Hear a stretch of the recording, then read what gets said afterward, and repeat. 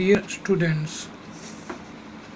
आज हम जिस अध्याय को पढ़ेंगे उसका नाम है भारत एवं विश्व व्यापार संगठन, जिसका परिचय इस प्रकार है। विश्व व्यापार संगठन यानी कि WTO एक ऐसा संगठन है जो अंतर्राष्ट्रीय देशों के बीच वस्तुओं और सेवाओं के मुक्त व्यापार की सुविधा प्रदान करता है। यह 149 सदस्य देशों का एक ऐसा संगठन है जो वस्तुओं एवं सेवाओं के आयात निर्यात को सरल बनाता है।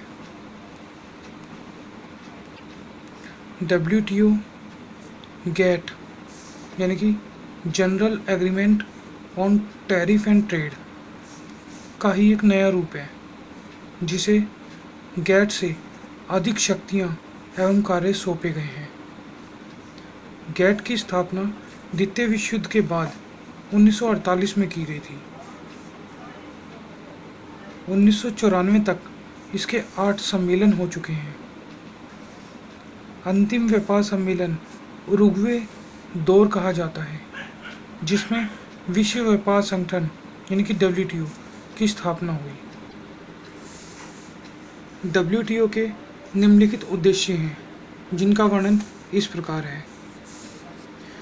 विश्व व्यापार को मुक्त, सरल एवं निष्पक्ष बनाना इसका मुख्य कार्य है। इन उद्देश्यों को पूरा करने के लिए कुछ कार्य सुनिश्चित किए गए हैं, जो इस प्रकार हैं। नंबर 1, WTO व्यापार समझौते के प्रशासक के रूप में कार्य करता है। नंबर 2, व्यापारिक बातचीत के लिए एक फोरम के रूप में ये कार्य करता है। नंबर 3, व्यापारिक मतभेदों को हल करना भी इसका एक कार्य है।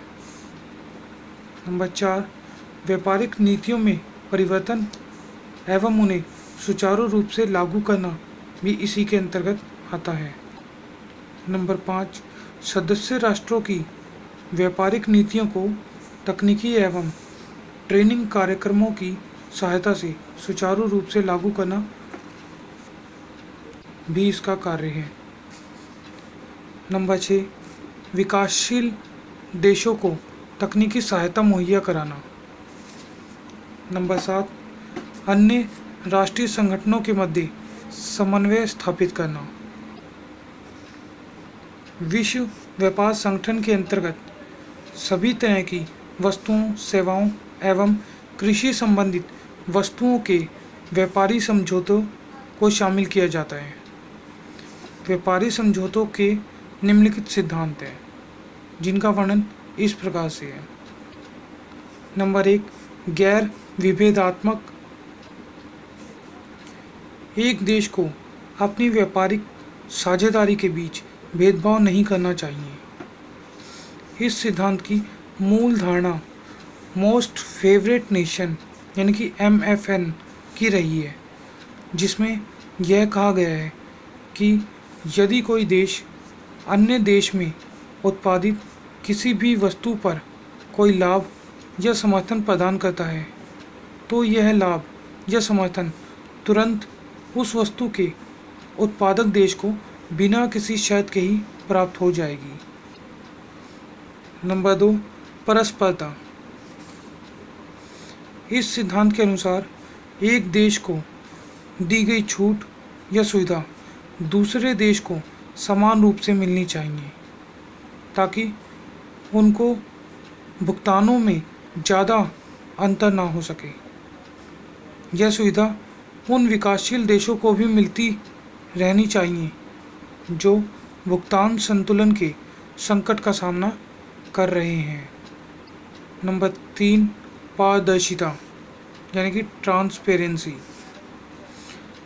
इस सिद्धांत के अनुसार सभी सदस्य देशों में लागू घरेलू व्यापार नीतियों में पारदर्शिता होनी चाहिए।